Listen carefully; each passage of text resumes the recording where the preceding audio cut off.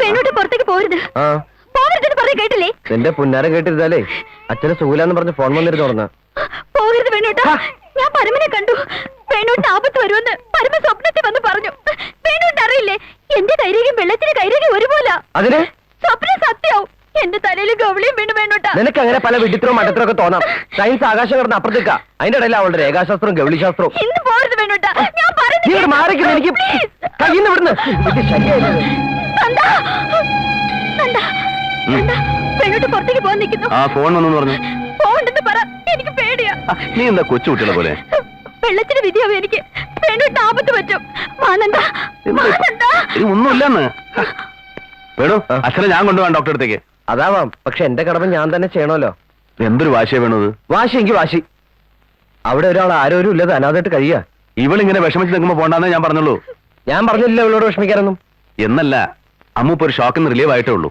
അതുകൊണ്ടാ പറഞ്ഞത് പോണ്ടാന്ന്. അല്ല, ഞാനൊന്ന് ചോദിച്ചോട്ടെ, ഈ ഞാൻ ആരാ? ആരാ നന്ദട്ടാ? ഇവളുടെ ഭർത്താവാകും നിങ്ങളുടെ വളർത്തുമൃഗോ? തോന്നുമ്പോ കെട്ടിടാനും തോന്നുമ്പോ അഴിച്ചുവിടാനും. ഞാൻ പറയുന്നു ഒന്ന് കേൾക്ക്. ഇന്നത്തേക്ക് ഒരു ദിവസം നീ ഇവിടെ നിൽക്ക്. ഇവളുടെ അന്ധവിശ്വാസങ്ങൾക്ക് കൂട്ടു നിൽക്കാൻ അല്ലേ?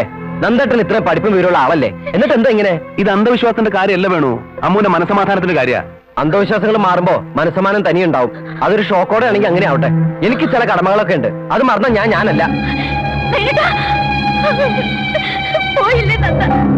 ഞാൻ പറഞ്ഞൊക്കെ സത്യവും. ഗൗരിയടുത്തമ്മയുടെ കാര്യം ഞാൻ പറഞ്ഞ സത്യമില്ലേ? ഞങ്ങളുടെ കുഞ്ഞിന്റെ കാര്യം പറഞ്ഞത് സത്യമില്ലേ? ഒക്കെ സത്യവും നന്ദ, ഒക്കെ സത്യവും.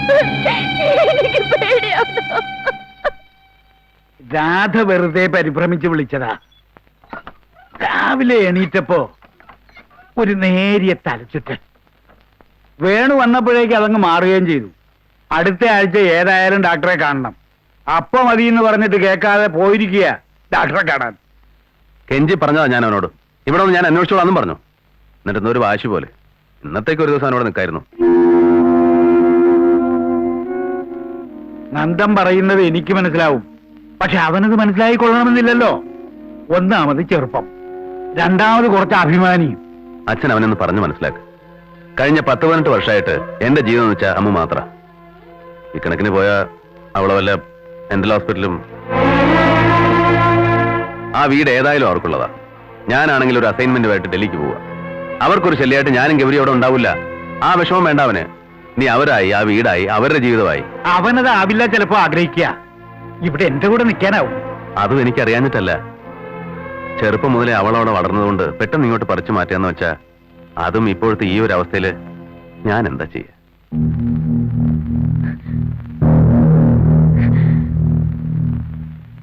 ഒരു വഴിയേ ഉള്ളൂ. ഞാൻ അവിടെ വന്ന് താമസിക്കാൻ കുറച്ചു ദിവസം. എന്നെ ഒറ്റയ്ക്കാക്കി എന്നുള്ള വിഷമം അവനുണ്ടാവില്ല.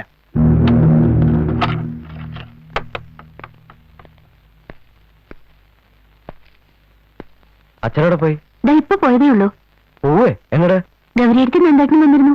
ഓ, അപ്പോ അച്ഛനെ? അതെ, അവരുടെ വീട്ടിലേക്ക് കൊണ്ടുപോയി. അനിയത്തിക്ക് വേണ്ടി ഇനി തറവാട് ഇടിച്ചു നിർത്തി കുളം തോണ്ടണമെന്നും പറയാ അയാള്.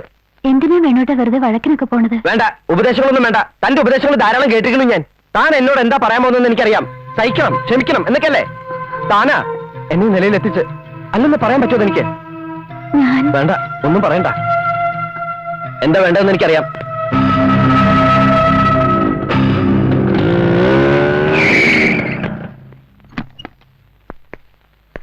എവിടെ നന്ദോപൻ IAS? എന്റെ ജീവിതം തുലയ്ക്കാൻ ഒരുങ്ങി പുറപ്പെട്ട ജീനിയസ്. സന്തോഷമായില്ലേ ഇപ്പോ? സന്തോഷമല്ല, സമാധാനം. നിങ്ങൾ ഒരുത്തന ഇതിനൊക്കെ കാരണം. നിങ്ങളുടെ സ്വാർത്ഥത. നീ എന്തൊക്കെയാ വേണു ഈ പറയുന്നേ? ഞാൻ പറയുന്നതിലാണ് കുറ്റം, നിങ്ങൾ പ്രവർത്തിക്കുന്നതിലല്ല. ഒരു തെറ്റും ഞാൻ ചെയ്തിട്ടില്ല. I have an important meeting. നീ ഇവിടെ ഇരിക്കെ, സമാധാനമായിട്ട് സംസാരിക്കാം. ഓ, നിങ്ങൾക്ക് മാത്രം മീറ്റിംഗ്, നിങ്ങൾക്ക് മാത്രം തിരക്ക്, എല്ലാം നിങ്ങൾക്ക്. ഞങ്ങളൊക്കെ ചെറ്റകളാണല്ലോ അല്ലേ? വേണു, ലോകത്തിൽ വേറെ ആർക്ക് അനീതിമാരില്ലല്ലോ. ആദ്യം അനീതിയുടെ പേരും പറഞ്ഞ് എന്റെ ഏർത്തി അടിമയാക്കി, പിന്നെ എന്നെ, ഇപ്പൊ ഞങ്ങളുടെ അച്ഛനെ. എന്നെ ആരും നിർബന്ധിച്ചു കൊടുക്കുന്നതല്ല. കുറച്ചു ദിവസം ഇവിടെ നിൽക്കാമെന്ന് ഞാനാ പറഞ്ഞത്. പറഞ്ഞ് പ്രലോഭിപ്പിച്ചിട്ട്. നന്ദേട്ടാ, എന്നും മന്ദിരത്തിൽ കൊടുത്താറുള്ള ഒരു അസ്ഥിത്ര ഉണ്ട് അവിടെ. എന്റെ അമ്മയുടെ അസ്ഥിത്ര. അത് നിങ്ങൾ പലാതാക്കിയില്ലേ? വേണു, കുറച്ചു ദിവസം കൂടെ ക്ഷമിക്കണ്ടോ? ഇത് നിങ്ങളുടെ വീടാണ്. ഞാനും ഗൗരി ഇനി ഇവിടെ ഉണ്ടാവില്ല. ഓ, ഈ മണിമാളി കൊണ്ട് ഞാനങ്ങ് മയങ്ങിനാണ് നിങ്ങൾ വിചാരിച്ചിരിക്കുന്നത്. അനാവശ്യമായ കോപം കൊണ്ട് ഭ്രാന്ത് പിടിച്ചിരിക്കുകയാണ് നിനക്ക്. ഇപ്പൊ ഒന്നും പറഞ്ഞാൽ മനസ്സിലാവില്ല. ഭ്രാന്ത് എനിക്കല്ല, നിങ്ങൾ നിൽക്കുന്ന പെണ്ണുണ്ടല്ലോ അവൾക്കാ ഭ്രാന്ത്. അതും സ്വയം ഉണ്ടായതല്ല, നിങ്ങൾ ഒരുത്തനുണ്ടാക്കി വെച്ചതാ. സ്വാർത്ഥത കൊണ്ട് ഒക്കെ സ്വന്തം ചെറുകിന്റെ കീഴിൽ വെച്ച് മേനി നടിക്കണമല്ലോ നിങ്ങൾക്ക്. വേണു, നീ ആരോട് സംസാരിക്കുന്നെന്നറിയോ? അറിയാം, എന്റെ ഏടത്തിയുടെ ഭർത്താവിനോട്, വലിയ IAS കാരനോട്. അതുമല്ല, നിരൂപകൻ, കാർട്ടൂണിസ്റ്റ്, കവി, ക്രാന്തദർശി. വേണു, പേടിപ്പിക്കണ്ട. ഞാൻ എന്റെ ഭാര്യമാളെ വിളിച്ചോണ്ടാണ് വന്ന്. നിന്റെ ഇഷ്ടത്തിന് നിനക്ക് തോന്നിയ പോലെ ജീവിക്കാൻ എന്റെ അനിയത്തെ ഞാൻ വിട്ടുതരില്ല. നിങ്ങൾ വിട്ടു തരണ്ട. അല്ലാതെ തന്നെ അവളെ കൊണ്ടുവരാൻ എനിക്കറിയാം. മാന്യമായി പോറ്റാനും അറിയാം. പട്ടുമത്തെ മണിമാളികയാണ് ജീവിതം എന്ന് കരുതുന്ന നിങ്ങളൊരു വിഡ്ഢിയാണ്. IAS കാരനല്ലെങ്കിലും അഭിമാനത്തോടുകൂടി ജീവിക്കാൻ ഞാൻ പഠിച്ചിട്ടുണ്ട്. വാ വാ, നമുക്ക് എവിടെ പോകണ്ട, ഇവിടെ തന്നെ നിൽക്കാം. വരാനല്ലേ? വേണോ? അവളുടെ സമ്മതമില്ലാതെ നീ അവളെ എവിടെയും കൊണ്ടുപോകില്ല. അത് തടുക്കാനുള്ള കഴിവൊക്കെ ഇപ്പൊ എനിക്കുണ്ട്. ഓ, അനുജത്ത് നിങ്ങളുടെ സ്വന്തം. എനിക്ക് യാതൊരു അവകാശമില്ലല്ലോ. പക്ഷെ എനിക്ക് അവകാശപ്പെട്ട ഒരു ജീവിതം ഈ വീട്ടിലുണ്ട്. അത് ഞാൻ കൊണ്ടുപോകും. ആരെതിർത്താലും ആര് തടഞ്ഞാലും. നിങ്ങളുടെ അനിയത്തെ കൊഞ്ചിച്ച് ഭ്രാന്തിയാക്കിയതുപോലെ എന്റെ കുഞ്ഞിനെ കൊഞ്ചിച്ച് ഭ്രാന്തിയാക്കാൻ ഞാൻ സമ്മതിക്കില്ല.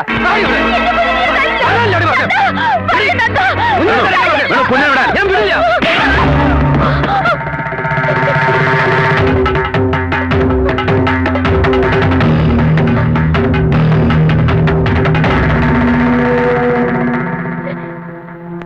മതി, തൃപ്തിയായി. നിങ്ങൾക്ക് നിങ്ങളുടെ വഴി, എനിക്ക് എന്റെ വഴി. ഇനി ഞാൻ ആരെ ബുദ്ധിമുട്ടിക്കാൻ ഇങ്ങോട്ട് വരില്ല.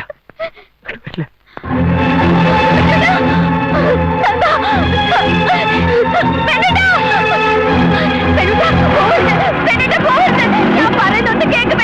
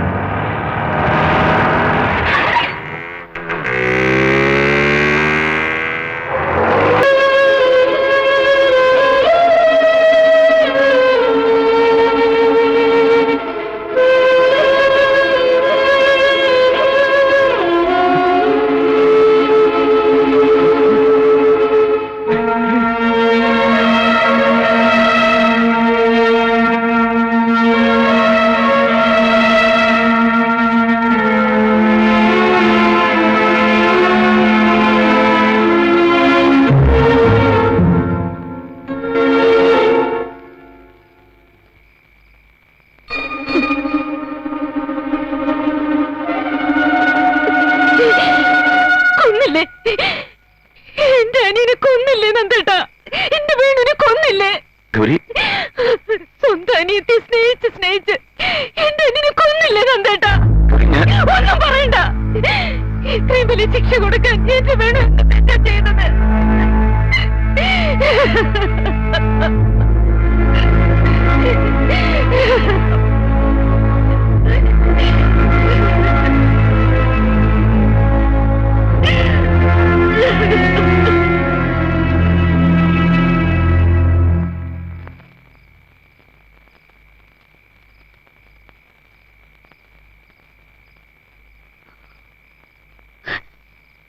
അമ്മോ, പോകണ്ട മോളെ. തൃപ്തിയായില്ലേ? എല്ലാം നശിപ്പിച്ചപ്പോ സമാധാനായില്ലേ നിങ്ങൾക്ക്? മോളെ, ഞാനില്ല, ഞാൻ എങ്ങോട്ടുമില്ല.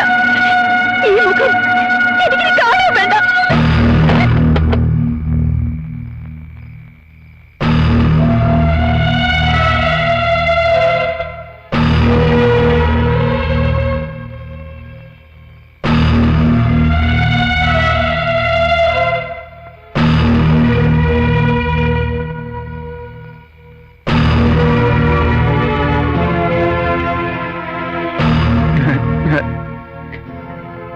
ഞാനൊന്നും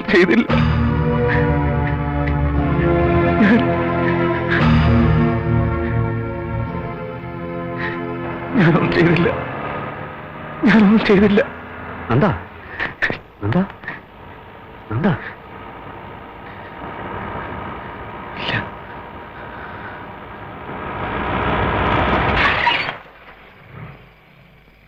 സാറ് ഈ വഴി വരുന്നുണ്ടെന്ന് അറിഞ്ഞു. ഒരു കാര്യം പറയാനുണ്ടായിരുന്നു. പുഴയിലൊരു സ്ത്രീയുടെ ബോഡി. ഐഡന്റിഫൈ ചെയ്താല്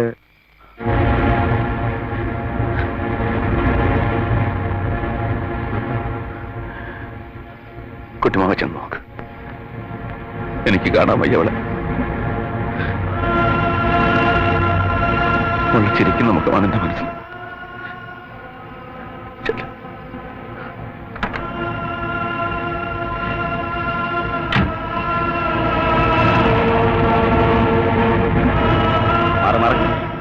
മാറ മാറ.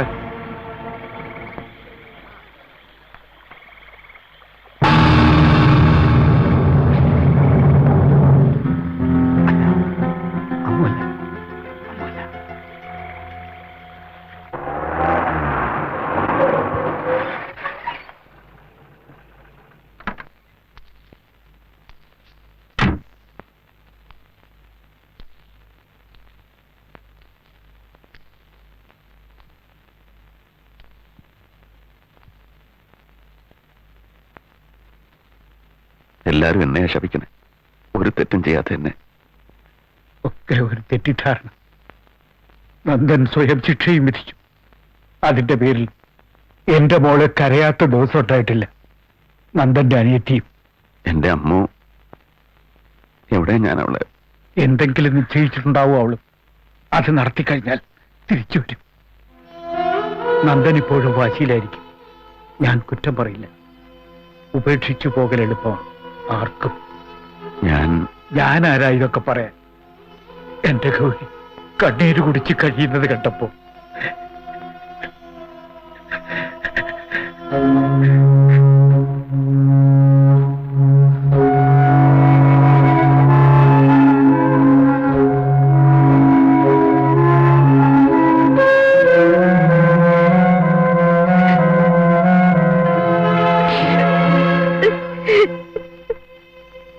നന്ദാ,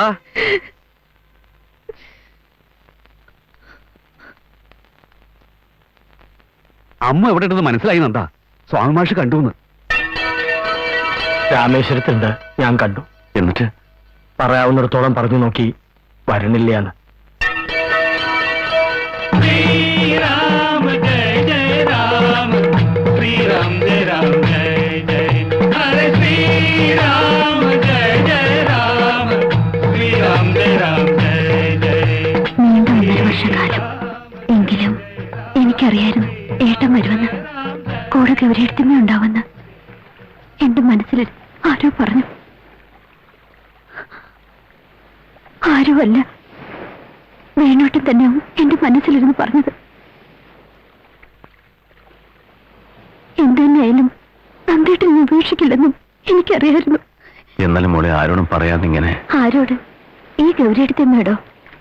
ഞാനും വരാന്ന് പറയും എടുത്തമ്മ. കൂടെ കുട്ടിയമ്മയും കൂട്ടാന്ന് പറയും. അപ്പോഴും ഏട്ടന്റെ അജ്ഞാതവാസം അവസാനിക്കില്ലല്ലോ. കുട്ടിമാമ ഒന്ന് പറഞ്ഞപ്പോ, നിന്നെ കാണാണ്ടായെന്ന് കേട്ടപ്പോ,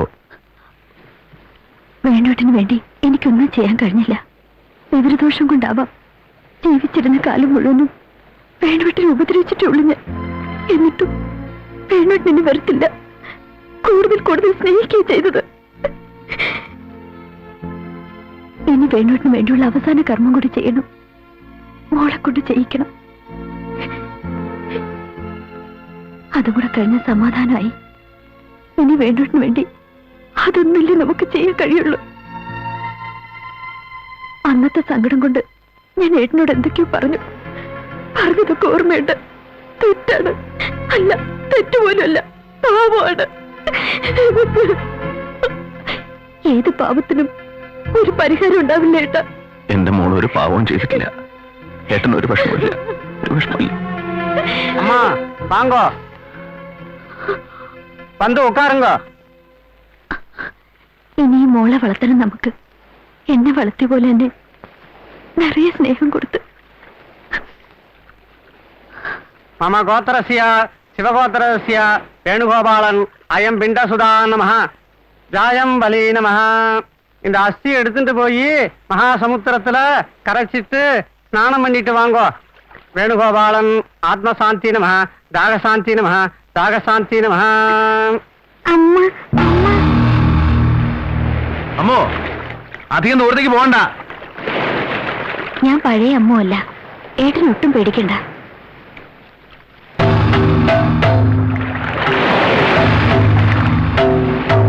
മതി, അവിടെ നിന്ന് ഇറങ്ങോളൂ. അമ്മു മതി, അവിടെ നിൽക്ക്.